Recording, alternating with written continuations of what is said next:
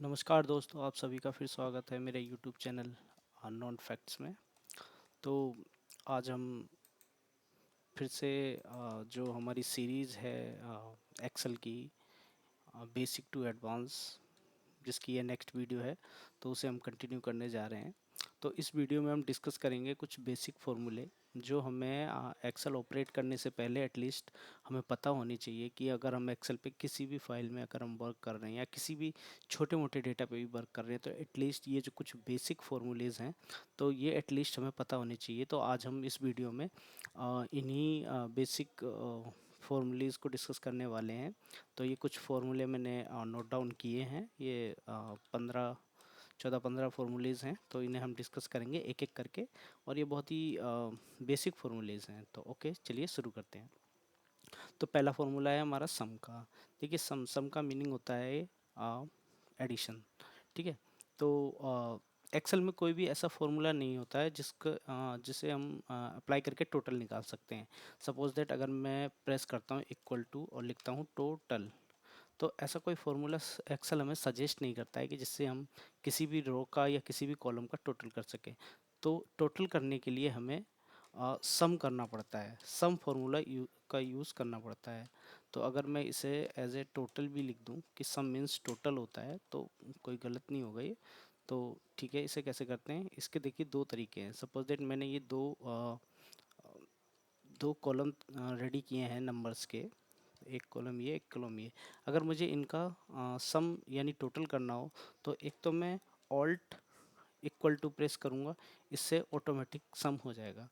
एक तो तरीका ये हमारा शॉर्टकट की होती है। शॉर्टकट कीज़ भी मैं आपको बाद में प्रोवाइड कराऊंगा, अभी फ़िलहाल मैं बेसिक चैप्टर में ही हूँ, तो बेसिक तरीके से ही बताऊंगा।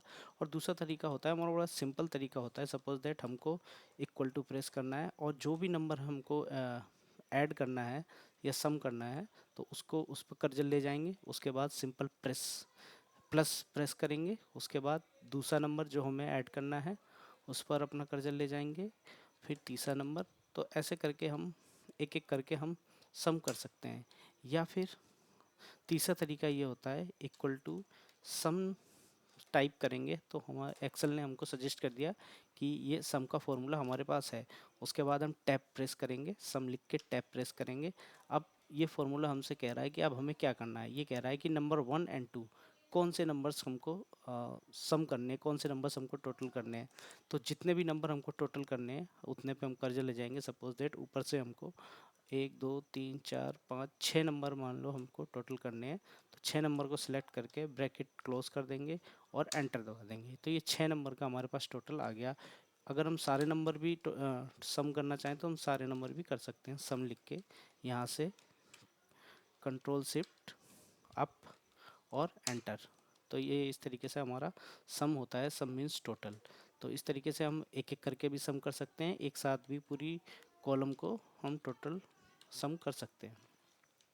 तो इस तरीके से हमारे सम का कंप्लीट होता है। आइए नेक्स्ट फॉर्मूले पे आते हैं। ये होता है नेक्स्ट फॉर्मूला होता है एवरेज का। तो कोई भी हमें रो या कॉलम दी है उसका हमें एवरेज कैसे निकालना है, सेम काम यहाँ पर करते हैं। जैसे हमने वहाँ पर सम टाइप किया था, हम इक्वल टू टाइप करेंगे और एवरेज टाइप करेंगे। एवरेज टाइप करते ही हमारा ये नीचे सजेस्ट कर देगा कि एवरेज। एवरेज पे हम क्लिक करके टैप प्रेस करेंगे। टैप प्रेस करने के बाद जैसे हमने सम में सिलेक्ट किया था, तो सम को हम पूरी कॉलम को सिलेक्ट करके एंटर प्रेस कर देंगे। तो ये हमारी जो पूरा कॉलम था, तो पूरा कॉलम का जो हमारा एवरेज है वो 760.125 आया है। और अगर हम इसको चेक करना चाहें तो ये देखिए, ये मैंने फर्स्ट वीडियो में आपको बताया था कि यहाँ पे हमें स्टेटस बार में एवरेज हमें डिफ़ॉल्ट मिलता है। तो यहाँ से देखिए 760.125, तो यहाँ से हम एवरेज कैलकुलेट करेंगे कि किसी कॉलम का क्या एवरेज है या किसी रो का क्या एवरेज है। उसके बाद हम मिनिमम, हमारे पास ये कुछ नंबर्स हैं। तो अगर हमसे कोई कह दे कि इसमें सबसे छोटा नंबर कौन है, तो हम देखिए, या तो हमारे पास एक तरीका है कि हम इस तरीके से देख सकते हैं कि भाई सबसे छोटा कौन सा है, क्या क्या है। पर नहीं, हम इसको फॉर्मूले से भी निकाल सकते हैं। हम मिनिमम देखने के लिए हम मिन टाइप करेंगे। मिन टाइप करने के बाद टैब प्रेस करेंगे। टैब प्रेस करने के बाद जिस कॉलम या जिस रो से हमको मिनिमम मिनिमम रिजल्ट फाइंड करना है उसको पूरा सिलेक्ट करेंगे। पूरा सिलेक्ट करने के बाद एंटर प्रेस करेंगे।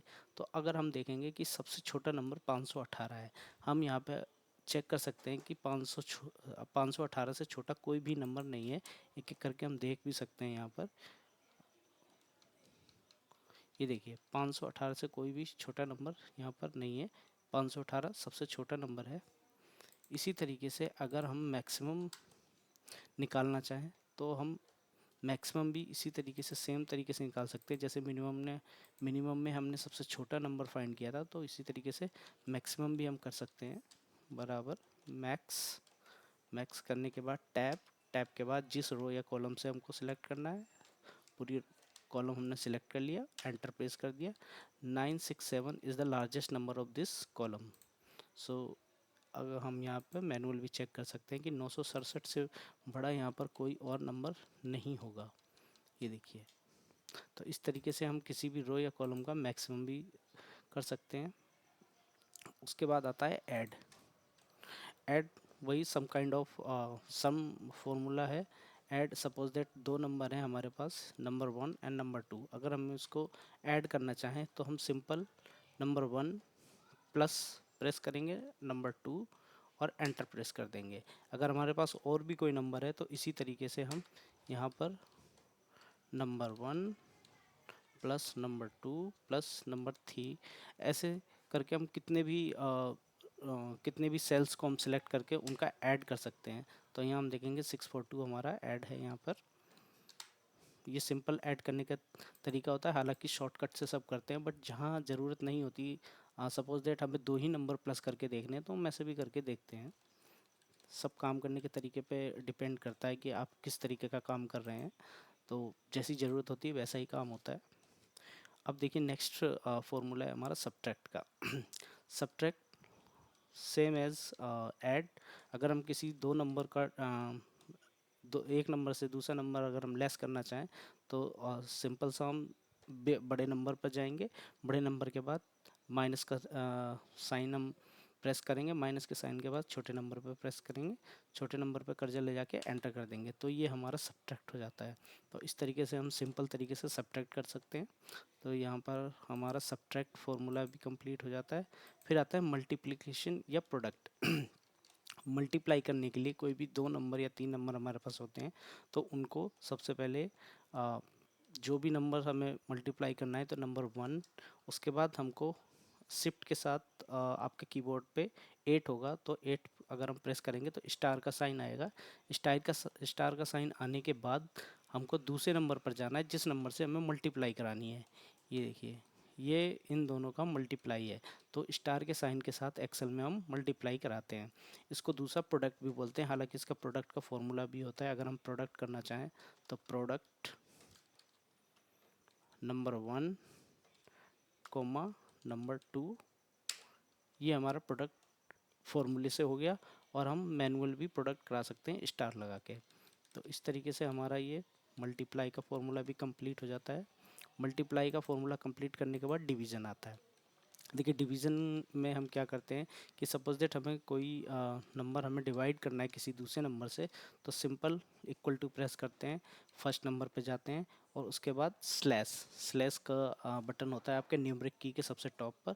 उसके बाद दूसरे नंबर को हम सिलेक्ट करते हैं जिस नंबर से हमको डिवाइड कराना है, तो एंटर प्रेस करते हैं। तो ये हमारा डिवीज़न का जो रिजल्ट है वो यहाँ पर आ गया है।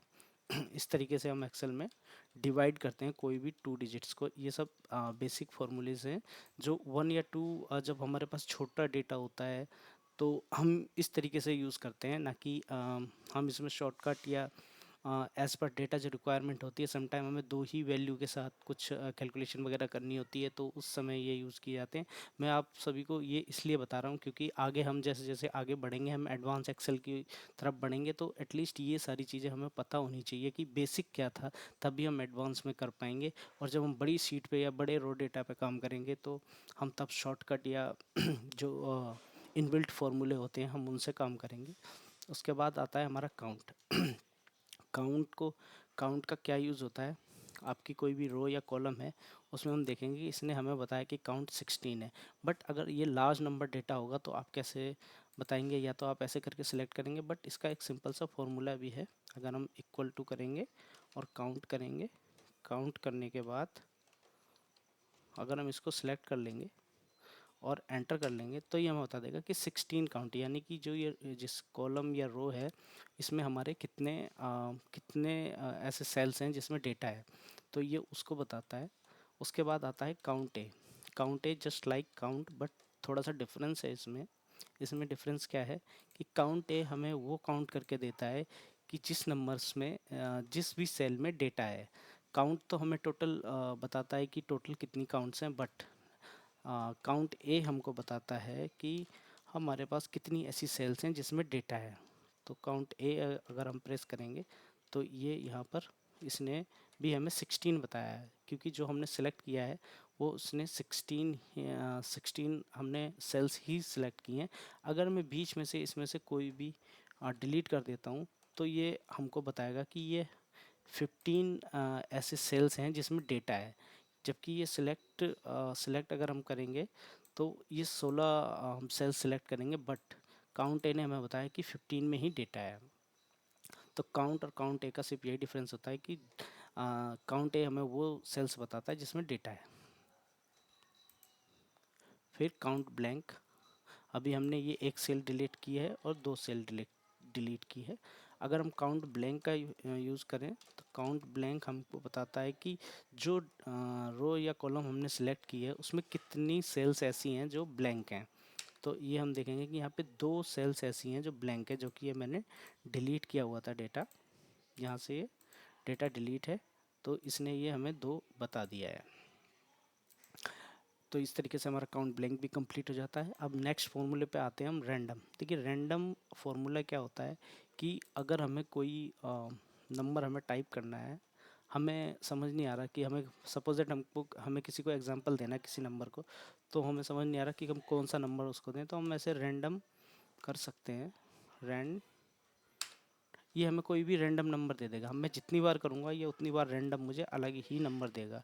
ऐसा नहीं है कि कुछ अलग दे देगा, सेम नंबर देगा, हर बार ही अलग नंबर देगा मेरे को। जितनी बार भी मैं रैंडम करूँगा तो एक्सेल कोई भी एक रैंडम नंबर मुझे प्रोवाइड कराता रहेगा एवरी टाइम। तो रैंडम नंबर का हम एग्जांपल्स के लिए ज़्यादातर यूज़ करते हैं। फिर आता है रैंड बिटवीन। ओके, सो इस फॉर्मूले का नंबर क्या होता है, सपोज दैट हम किसी डेटा पे काम कर रहे हैं या हमको किसी को एग्जांपल देना है और हमारे पास डेटा नहीं है, तो डेटा बनाने के लिए हम रैंड बिटवीन का यूज़ करते हैं। सपोज दैट ये जो मैंने दो कॉलम बनाए हैं ये रैंड बिटवीन से ही बनाए हैं। तो रैंड बिटवीन का यूज़ हम कैसे करते हैं, सपोज दैट मेरे को डेटा क्रिएट करना है कोई नंबर से, तो मैं इक्वल टू प्रेस करूँगा, रैंड बिटवीन का फॉर्मूला सेलेक्ट करूँगा, टैप प्रेस करूँगा। टैप प्रेस करने के बाद ये मुझसे कहता है कि बॉटम, आप कोई भी रैंडम नंबर लेना चाहते हैं तो आपका सबसे छोटा नंबर क्या होना चाहिए, यानी कि बॉटम। तो बॉटम सपोज दैट मैं चूज़ करता हूँ कि मुझे सबसे छोटा 10 चाहिए, और फिर एक्सेल का फॉर्मूला हमसे कहता है कि आपको टॉप का नंबर क्या चाहिए। तो मैं कहता हूँ कि सपोज दैट मेरे को 100, यानी कि 10 टू 100 के बीच में मेरा सबसे छोटा नंबर बॉटम पे 10 होगा और टॉप पे 100 होगा। मुझे कोई एक नंबर प्रोवाइड करा दो, तो इसने मुझे 42 रेंडमली नंबर एक प्रोवाइड करा दिया है। अगर मैं इसी को नीचे कॉपी करके नीचे से पेस्ट करता हूँ तो ये सारी सेल्स में मेरे को वही नंबर देगा जो 10 टू 100 के बीच में है, रैंडम नंबर है।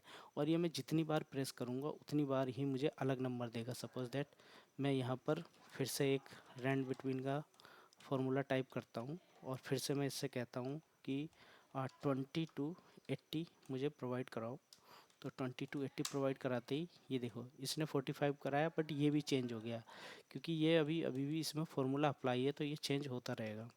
इसको स्टैटिक करने के लिए मुझे पेस्ट स्पेशल करना पड़ेगा। सपोज दैट ये सारा फॉर्मूला है, पेस्ट स्पेशल करने के लिए कंट्रोल सारा सिलेक्ट करके कंट्रोल सी करेंगे, उसके बाद राइट क्लिक पे करेंगे। हालांकि पेस्ट स्पेशल के फॉर्मूले में आपको जब बाद में एडवांस एक्सेल जब कराऊंगा तब मैं बताऊंगा तो पेस्ट स्पेशल का फॉर्मूला कैसे यूज़ होता है। अभी फ़िलहाल मैं आपको एज एग्जांपल बताता हूँ। अब ये हमारी जो जितनी भी वैल्यू है ये स्टैटिक बन चुकी है, अब चेंज नहीं होगी। फॉर्मूले से मैंने इसको जो नंबर्स मैंने कन्वर्ट कर दिया एज ए वैल्यू। तो इस तरीके से हमारा रैंड बिटवीन, हमें कोई भी डेटा क्रिएट करना हो हम उतनी सिलेक्ट कर सकते हैं कुछ भी। सपोज दैट मुझे इसके बीच में एक डेटा क्रिएट करना है, तो मैं यहाँ पर इक्वल टू प्रेस करूँगा, रैंड बिटवीन 100 to 1000, और ये यहाँ पर हमारी एक 415 की वैल्यू आ गई है। हम कोई भी डेटा कैसे भी करके बना सकते हैं। ये हमारा, हमें नंबर्स की सोचने की ज़रूरत नहीं पड़ी और एक्सेल ने हमें खुद ही प्रोवाइड करा दिया है। तो यहाँ से हमारा रेंट बिटवीन का भी फॉर्मूला कंप्लीट हो जाता है। उसके बाद आते हैं हम टुडे एंड नाउ पे। अगर हमसे कोई पूछे कि आज एक्सेल पे आज की डेट टाइप करनी है या दिन भी टाइप करना है, तो हम इक्वल टू टुडे प्रेस करेंगे और टैब दबा के एंटर कर देंगे, तो ये आज हमें बता देगा कि आज 5 अप्रैल है। और अगर नाउ पे हम जाएंगे तो नाउ हमको बताता है कि अभी क्या टाइम हुआ है सब। तो हम नाउ एंड नाउ राइट करके टैब प्रेस करेंगे, टैब प्रेस करने के बाद एंटर प्रेस करेंगे, तो इसने हमें आज का टाइम और डेट दोनों बता दिया है। तो टुडे में सिर्फ हमको डेट बताता है और नाउ में हमको टाइम एंड डेट दोनों चीज़ बताता है। तो इस तरीके से हमने ये कुछ बेसिक फार्मूले अपने कंप्लीट करे हैं, क्योंकि आगे जब मैं सैलरी शीट बनाऊंगा या सैलरी शीट से आपको एग्जांपल दूंगा, तो एटलीस्ट ये फार्मूले हमको पता ही होने चाहिए। जब तक ये फार्मूले हमको पता नहीं होंगे, हम उन जो हम सैलरी शीट या जिस पे मैं एडवांस जब फार्मूले आपको बता रहा हूँ तो एग्जीक्यूट करूँगा, तो तो उसमें समझने में आपको आसानी होगी। तो इस वीडियो में हमने ये कुछ बेसिक फार्मूले जो है ना कवर किए हैं। तो आशा है आप सभी लोगों को समझ आए होंगे बहुत ही आसान भाषा में। अगर आपको ये वीडियो अच्छी लगती है तो please share, subscribe and like ज़रूर करें, ताकि मुझे मोटिवेशन मिले और मैं आगे वीडियो बनाता रहूँ। जय हिंद दोस्तों।